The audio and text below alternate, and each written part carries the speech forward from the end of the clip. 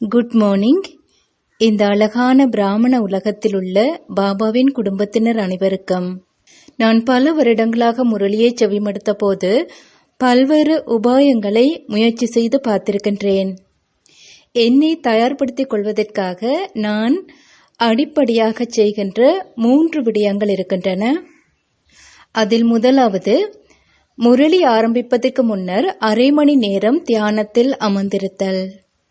நான் பாபாவுடன் முரளியை ஆரம்பித்த போது எங்களுக்கு இந்த அரை மணி நேர தியானம் கற்பிக்கப்பட்டது. ஏனென்றால் ஆசிரியர் அனாதியாகவே ஆத்ம உணர்வுடையவர். சத்தியமானது ஆத்ம உணர்வு ஸ்திதியிலேயே நிலைத்திருக்கும். எனவே நான் ஆத்ம உணர்வு ஸ்திதியில் இருக்கும் பொழுது இந்த சத்தியமானது என்னில் தங்கியிருக்கும். அதாவது அதே மட்டத்தில் சரியான முறையில் நான் அதை பெற்றுக்கொள்வேன். 2வது விடயம், நான் எனக்கே ஞாபகப்படுத்திக் கொள்வது, எனக்கு கற்பிப்பவர் யார்? உண்மையில் கடவுளே எனக்கு கற்பிக்கின்றார். அடிக்கடி பாபா எங்களுக்கு இதை நினைவுபடுத்துவார். ஏன் இதை எனக்கு அடிக்கடி ஞாபகப்படுத்துகின்றேன்? ஏனென்றால் மனித இயல்பு அது. அதாவது ஒருவருடன் நாங்கள் பழகும் பொழுது காலம் செல்ல செல்ல அவருடன் நெருக்கமாக அந்யோன்யமாகி விடுவோம். எனவே சத்தியமானவருடனும் அவ்வாறு நாங்கள் நெருக்கமாகி விடுவோம், அந்யோன்யமாகி விடுவோம். சில வேளைகளில் நான் இவ்வாறு சிந்திப்பதுண்டு, அதாவது யார் எனக்கு கற்பிக்கின்றார்? 3வது விடயம், ஏதாவது புதிய விடயம் ஒன்றை கண்டுபிடித்தல். இந்த முரளி 65ஆம் ஆண்டிலிருந்து 69ஆம் ஆண்டுக்கு இடைப்பட்ட காலப்பகுதிக்குரியது. எனவே நான் 10 தடவைகளாவது இந்த முரளியை கேட்டிருப்பேன். இருந்தாலும் அது ஏற்கனவே கேட்ட முரளி என்பது போல் எனக்கு இருப்பதில்லை. எனவே புத்தியை புத்துணர்ச்சி ஊட்டுவதற்கு எப்பொழுதும் நாங்கள் புதிய விடயங்களை கண்டுபிடிக்க வேண்டும்.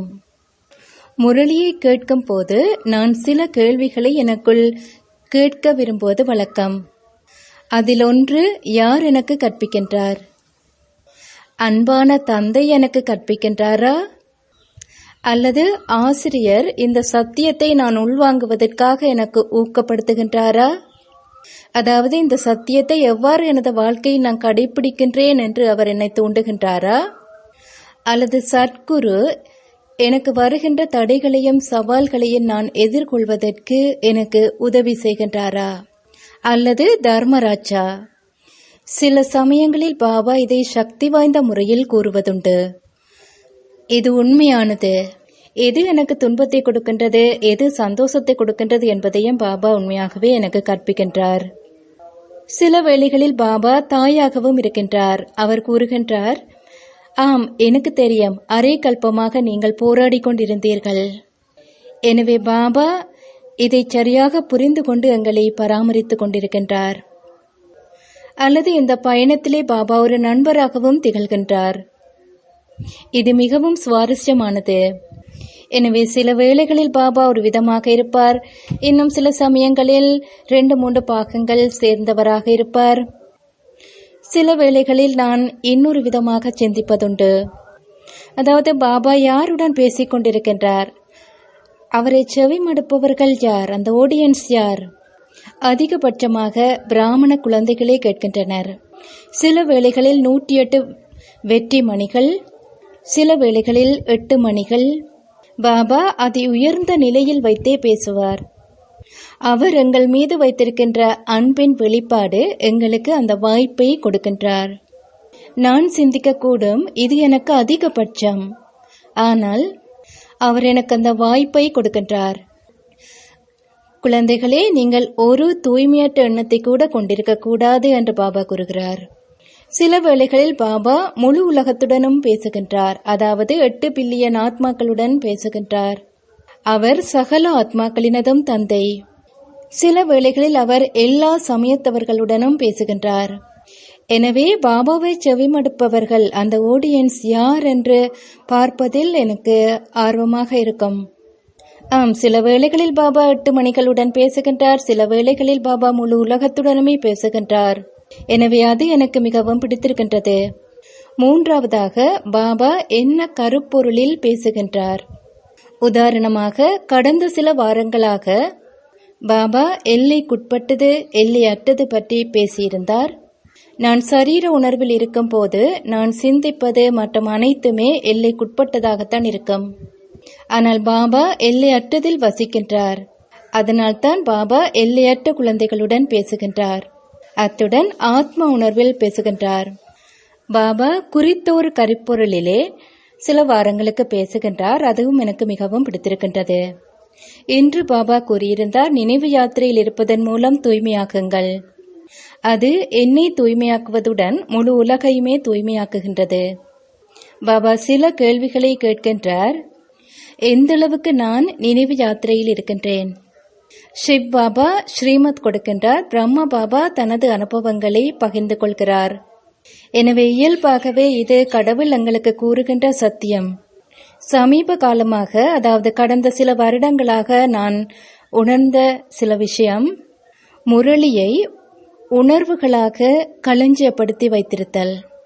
முரளி என்பது எனது புத்திக்கான வெறும் தகவல் மட்டுமல்ல, ஆனால் உணர்வுகள், வாசனை.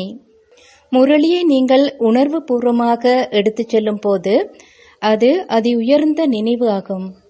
நான் எப்போதும் உணர்வதுண்டு, இது ஒரு அன்பான உணர்வு என்று. நான் இந்த முரளியை வாசித்த போது பாபா என்னை சுத்தமாக்குவதற்காக வந்திருக்கின்றார் என்பது போன்று ஒரு அன்பான உணர்வு, வித்தியாசமான உணர்வு ஏற்பட்டது.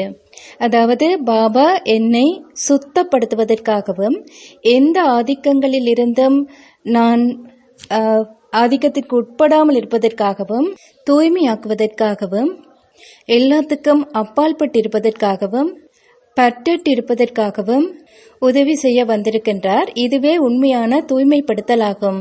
எனவே நினைவு யாத்திரை மூலமாக இதை நான் எனக்குள் விருத்தி செய்து கொள்கின்றேன். எனவே அகச்சுத்தம் என்பது ஒரு அன்பான உணர்வை கொடுத்தது. இது ஒரு அழகான உணர்வு. இந்த வாசனையைத்தான் நான் எடுத்துக்கொண்டேன் இந்த முரளியிலிருந்து. எனவே ஆத்ம உணர்விலிருந்து முரளி கேட்பது அவசியம். ஆத்ம உணர்விலிருந்து அந்த வாசனையை எடுத்துக்கொள்ள வேண்டும். அப்பொழுதுதான் ஞானம் உள்ளே சென்று ஆழமாக பதியும். எனக்கு இந்த அனுபவம் இருக்கின்றது. சில வேளைகளில் எனக்கு சற்று களைப்பாக இருக்கும். ஆனால் பாபாவின் முரளி, அந்த வாசகங்கள் மிக இனிமையாக இருக்கும். அது சாதாரணமான வார்த்தைகளாக எனக்கு தெரியலாம். ஆனால் நான் ஆத்ம உணர்வு நிலையிலிருந்து கேட்கும் போது ஏதோ ஒன்று எனக்குள்ளே ஆழமாக சென்று தைக்கும். ஏதாவது சிந்தனையை தூண்டி விடுவதாக இருக்கும். அது என்னை இயல்பாகவே பாபாவுக்கு மிக நெருக்கமாக கொண்டு வரும். நீங்களும் இந்த முரளியை நன்றாக என்ஜாய் பண்ணி கேட்டிருப்பீர்கள் என்று நம்புகின்றேன். இது என்னுடைய சில எண்ணங்கள். நன்றி. ஓம் சாந்தி.